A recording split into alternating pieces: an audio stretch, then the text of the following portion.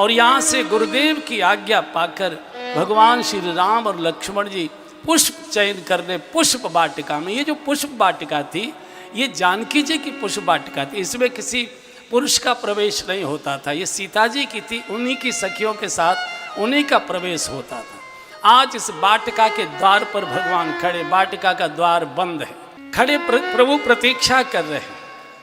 अंदर क्या घटना हो रही थी, रात ये मालिन आई थी नमक मिर्च मसाला खरीदने बाजार, तो ये भगवान के रूप सौंदर्य को देखकर पागल जैसी हुई पहुंची और रात भर पति से झगड़ा किया, दिन भर काम में डूबे रहे तो तुमको फुर्सत नहीं। अरे सारा नगर उनका दर्शन करके धन्य धन्य हो गया, अपने नेत्र को सबने सफल कर लिया, अभी भी चले जाओ, पुष्प लेकर जाओ, पूजा के बहाने से दोगे, दर्शन हो जाएंगे, जीवन धन्य धन्य हो जाएगा। देखिए, इसलिए हमारे भारत की पद्धति में पति को धर्मपति नहीं कहा गया, जिसको नंबर 2 ही करना है वो धर्म कैसे पालन करेगा, इसलिए पत्नी को धर्म पत्नी कहा गया है। और पत्नी ही रो के पीट के रूठ के मटक के जैसे भी लड़के झगड़ के पति को मंदिर ले जाएंगी, तीर्थ ले जाएंगी, कथा में ले जाएंगी, दान पुण्य करवाएंगी, इसलिए पति को धर्मपति नहीं कहा जाता, पत्नी को धर्म पत्नी कहा जाता। ये झगड़ रही थी, अरे अभी भी चले जाओ, भगवान दरवाजे के बाहर खड़े मुस्कुरा रहे हैं, अरे बाबलो द्वार खोलो, हम बाहर खड़े हैं। और बंधुओं, ये सिद्धांत है, जिन परिवारों में घर के अंदर बैठकर पति पत्नी दोनों भगवत चर्चा करते हैं, सत्संग की चर्चा करते हैं, कथा की चर्चा करते हैं, उनकी चर्चा सुनने के लिए द्वारकानाथ उनके दरवाजे के बाहर आकर खड़े हो जाया करते हैं। क्या चर्चा हो रही है आज सायंकाल का समय, कथा की, धर्म की, भगवान की चर्चा कम होती है, कलह क्लेश गाली गलौच ज्यादा होता है, इसलिए मंदिरों में भी जाकर हमको आनंद नहीं मिल रहा। तो जब पत्नी ने ज्यादा जोर से कहा कि अरे जाओ, माली ने कहा सुन मालिन, मैं जनक जी की नौकरी नहीं करता, मैं पूजा के भाव से जनक जी की सेवा करता हूं, और सुन, अगर मेरी सेवा ही पूजा होगी तो तुझे तो दर्शन करने के लिए नगर में जाना पड़ा था, उनको दर्शन देने मेरे द्वार पर आना पड़ेगा, मुझे जाने की आवश्यकता नहीं। भगवान मुस्कुरा रहे, बावलो द्वार तो खोलो, द्वार तो खोलो। और जैसे ही लक्ष्मण जी ने कुंडली खटखटाई, माने अरे ये तो दोनों द्वार पर दौड़ कर जाओ, द्वार खोला है। भगवान ने हाथ जोड़कर चाचा जी कहकर प्रणाम किया। माली रो पड़ा, नहीं प्रभु, नहीं प्रभु, ये भाषा मत बोले, कहाँ आप और कहाँ मैं। बोले नहीं, आप हमारे पिताजी के आयु के दिखाई दे रहे हैं, इसलिए मैंने आपको चाचा जी कहकर बोला। ये है भगवान की भगवत्ता।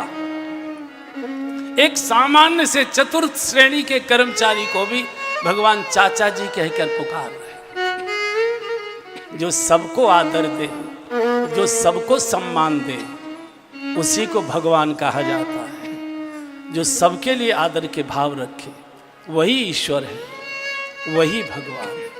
हम अपने घरों में देखें, 70-70, 60-60, 65-65 साल के नौकर नौकरानियां, हमारे छोटे बच्चे उनसे कैसे बोलते हैं। अगर वो तो नौकर है, उसे तो पेट पालन के लिए सब चीजें सुननी सहन करनी पड़ेगी, वो तो चला जाएगा।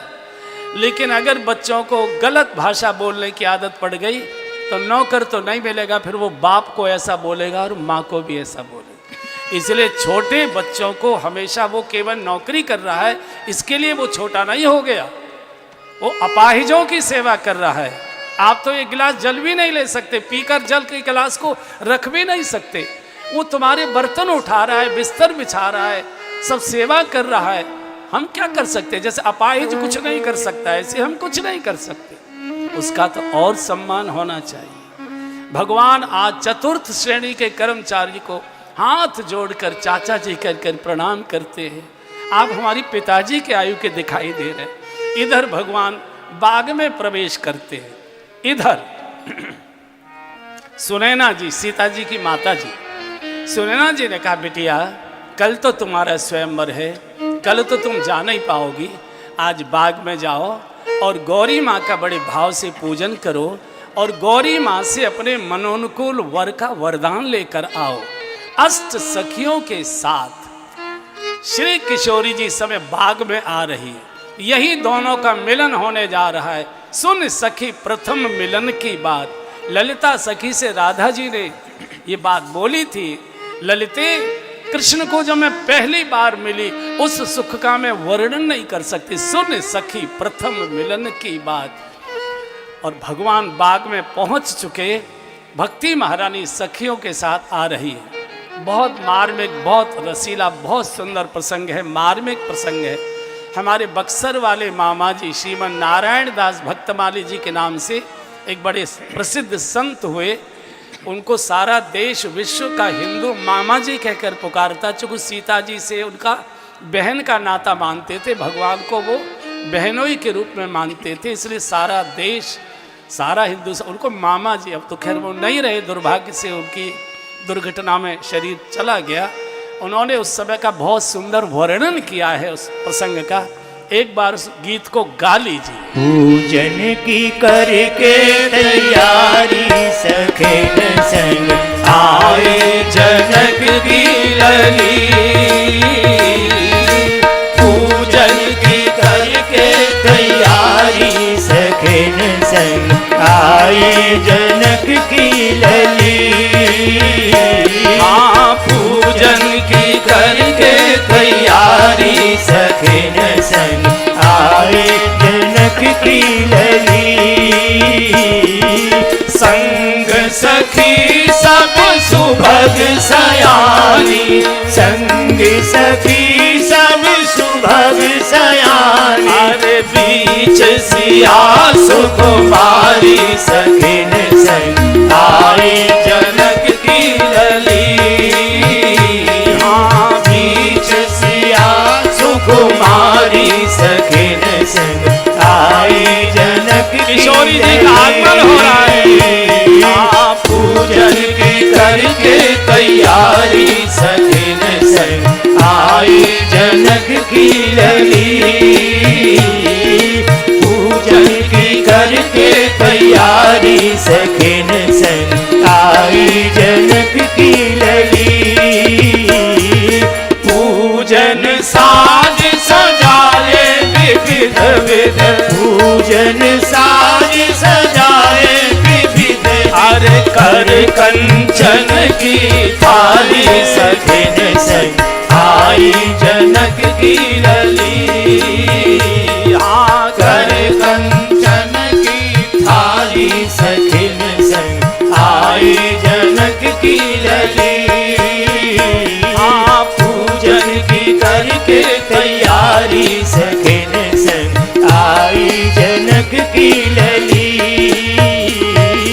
को सखी सिर चमर डुलावर, को सखी सिर चमर डुलावर। कोलिए जल जारी सखिन संग आई जनक की लली। कोलिए जल जारी सखिन संग आई जनक की लली। पूजन की करके तैयारी सखिन संग आई जनक की लली। निर्मल नीर नहाई सरोवर, निर्मल नीर नहाई सरोवर। गिरजा के मंदिर पधारी सखिन संग आई जनक की लली। गिरजा के मंदिर पधारी सखिन संग आई जनक की लली। पूजन की करके तैयारी सखिन संग आई जनक की लली। इस पर मैं 5 मिनट आपके लेना चाहूँगा। भगवान आए हैं गुरु पूजा के लिए बाग में, और जानकी जी आई है गौरी पूजन के लिए बाग में। बाग कहते हैं सत्संग को, संत सभा चौदिश अवराई। और दोनों की उम्र क्या है? वह किशोर सब भांति। बहुत ध्यान से सुन लीजिए, मेरे सामने आप सब गृहस्थी बैठे, और ये गृहस्थाश्रम का बहुत दिव्य सूत्र है ये। दोनों की किशोर अवस्था की आयु है। सबसे मूल्यवान उम्र किशोर अवस्था होती है। किशोर अवस्था में जो बालक बालिका सध गए, दुनिया में धड़ल्ले से विदेश भी जा सकते अकेले, उनको कोई हिला नहीं सकता। और किशोर अवस्था में जो बेटा बेटी बालक बालिका फिसल गए, उनको विधाता भी संभाल नहीं सकता। मैंने बताया ये चरित्र है, ये करके दिखा रहे हैं, भगवान स्वयं करके दिखा रहे हैं, जानकी जी जगन माता स्वयं करके दिखा रही है। किशोर अवस्था में जो हम कर रहे हैं वो करिए। सबसे मूल्यवान उम्र होती है। जीवन के आयु के जो अंतराल हैं वो 7-7 वर्ष के अंतराल हैं। जन्म से लेकर 7 वर्ष के बालक को कहते हैं शिशु। शिशु से ही शूशु बना है, जो शूशु करे वो शिशु है। जन्म से लेकर 7 वर्ष तक शिशु, 7 वर्ष से 14 वर्ष तक का बाल शाखा, बाल मंदिर, 14 वर्ष से 21 वर्ष की आयु सबसे मूल्यवान उम्र है बंधुओं। ये सबसे मजबूत नींव चाहिए जो खोखली हो रही है। 14 वर्ष से 21 वर्ष की आयु किशोर अवस्था। इसी अवस्था में बेटा बेटी माता पिता से बचकर रहना शुरू कर देते, छुपकर आना जाना शुरू कर देते हैं। उद्दंडता बढ़ने लगती है, मन में उच्छृंखलता आने लगती है, माता पिता की आज्ञा की अवहेलना करने लगते हैं, बचकर छुपकर अंधेरे में जाना शुरू कर देते हैं। ये सबसे मूल्यवान आयु है। उसके बाद 4 चक्र युवावस्था के 7 चौक 28, 7 पंजे 35, 7 छिंग 42, 7 7 49। उसके बाद जो आगे का चक्कर है वो प्रौढ़ और वृद्धावस्था। ये किशोर अवस्था है सबसे मूल्यवान। इसमें जो बिगाड़ दिया और सारे विश्व की अराष्ट्रीय शक्तियाँ, भारत विरोधी शक्तियाँ और भारत में भी निवास करने वाली सनातन संस्कृति के जो दुश्मन के रूप में विराजमान हैं, वो हमारे देश की इस किशोर पीढ़ी को, चाहे बेटे हों चाहे बेटियां हों, उनको नष्ट भ्रष्ट करने में लगे। और इस षड्यंत्र में बड़े बड़े परिवार फंस गए। किसी भी समाज को नष्ट करने के लिए किसी सेना की आवश्यकता नहीं। उसकी 3 चीज़ें बिगाड़ दीजिए, वो समाज, वो देश, राष्ट्र, संस्कृति नष्ट हो जाएगी। उसका भोजन बिगाड़ दीजिए, उसकी भाषा बिगाड़ दीजिए और उसका भेष बिगाड़ दीजिए। कुछ करने की, कोई सेना भेजने की आवश्यकता नहीं। और आज तीनों पर भयानक आक्रमण है। भोजन, कोई भी बालक बालिका चौके का बना भोजन करने को तैयार नहीं है। सब सड़े डिब्बे का, कोई चौके का भोजन करने को तैयार। भोजन गया, भाषा गई, अपनी भाषा बोलने को कोई तैयार नहीं है। बहनें तो अब यहाँ तो घर थोड़ा वैसा जिला है, ये बड़ा धार्मिक नैमिष का प्रभाव है। हम दिल्ली के आसपास देखते हैं, बहनें बड़ी ठसके से कहते हैं मेरी थोड़ी हिंदी कमज़ोर है। तो आपकी थोड़ी हिंदी कमज़ोर है तो मजबूत क्या है? तुम्हारी जीभ मजबूत है क्या? है? हिंदुस्तान का व्यक्ति कहता है मेरी हिंदी कमज़ोर है। भाषा गई, भोजन गया और तीसरा तो भगवान भी नहीं बचा पाएगा, भेष गया। आप बड़े परिवारों के बेटा बेटियों के भेष देखो, घुटने पर पैंट यहाँ से फटी है, यहाँ से कुगले से पैंट यहाँ फटी है, नीचे चीर लटक रही हैं, एक बाँह ऊपर है एक नीचे है। कुत्ते भी नहीं भौंकते। कुत्ते से मैंने कहा कि यार सोता रहता है, भौंकता क्यों नहीं? बोले कहाँ तक भौंकूं, सब एक से दिखाई दे रहे हैं, कहाँ तक भौंकूं? अरे क्या तरीका है? कहाँ गया भारत? कहाँ जा रहा है भारत? केवल हिंदू हिंदू के नारे लगाने से हिंदू नहीं बचेगा। हिंदू जाति बचेगी लेकिन हिंदू संस्कृति नहीं बच पाएगी। संस्कृति संस्कारों से बचा करती है और संस्कार धर्म के पालन से हुआ करती है। बहुत बुरी। मैंने एक बात, आप देखो ना, पहले हम लोग रेलवे स्टेशन इधर बहुत गए, हमारे प्रवास बहुत हुए। आपने भी देखे होंगे रेलवे स्टेशनों पर जो जनरल वो होता है वेटिंग रूम, उसमें भिखारी पागल से भिक्षुक से पड़े रहते थे, जिनकी पैंट सरक रही है, पैंट घिसट रही है, पजामा फटा हुआ है, ऐसे वैसे ऐसे कपड़े पहने आपने भिखारी देखे होंगे रेलवे स्टेशनों पर। आज करोड़पति परिवारों के बेटा बेटी चिथड़े पहन पहन के घूम रहे हैं, चारों ओर से फटे फटाए। मैंने बुरा मत मानिए मेरी बात, ये सत्य है। मेरे पास में हमारे पानी घाट पर एक बड़े वयोवृद्ध महात्मा रहते थे, अब तो खैर उनका शरीर छूट गया। मैंने उनसे पूछा महाराज ये देश को हो क्या गया? ये बड़े बड़े करोड़पति परिवारों के बच्चे फटी फटी पैंट कमीज कपड़े ऐसे भंगियों जैसे बिल्कुल ऐसे फटे चिथड़े पहन रहे पागलों जैसे। बोले बेटा तुम कथा कहना सीख गए हो, तुमको इसका संस्कृति और देश के स्वभाव का ज्ञान नहीं, मैंने इसीलिए तो पूछ रहे। बोले भगवान के यहाँ का न्याय है, इन्होंने गत जन्म में इसी समाज को फटे चितड़े पहनने के लिए मजबूर किया था अपने सुख साधन को पाने के लिए। भगवान कहता है करोड़पति बनाऊंगा लेकिन पहनाऊंगा चितड़े ही तुमको फटे हुए पहनाऊंगा, यही पहनने पड़ेंगे। ये भारत है, ये देश नहीं है, ये माँ है। दुनिया में किसी भी देश को माँ कहकर नहीं बोला जाता, न अमेरिका माता कहकर बोला जाता है, न रूस माता कहकर बोला जाता है, न चीन माता कहकर बोला जाता है, न जापान माता कहकर बोला जाता है, न जर्मन माता। अरे जो हमारा ही अंश है पाकिस्तान या बांग्लादेश, इनको भी माता कहकर नहीं बोला जाता। माता तो एक है सारे विश्व की, भारत माता है और कुछ नहीं है। हमारे शिशु मंदिर के बच्चे गाते, गा लो जरा सा। चंदन है इस देश की माटी, तपोभूमि हर ग्राम है। हर बाला देवी की प्रतिमा, बच्चा बच्चा राम है। चंदन है इस देश की माटी, तपोभूमि हर ग्राम है। हर बाला देवी प्रतिमा, बच्चा बच्चा राम है। चंदन है इस देश की माटी, हर शरीर मंदिर सा पावन, हर मानव उपकारी है।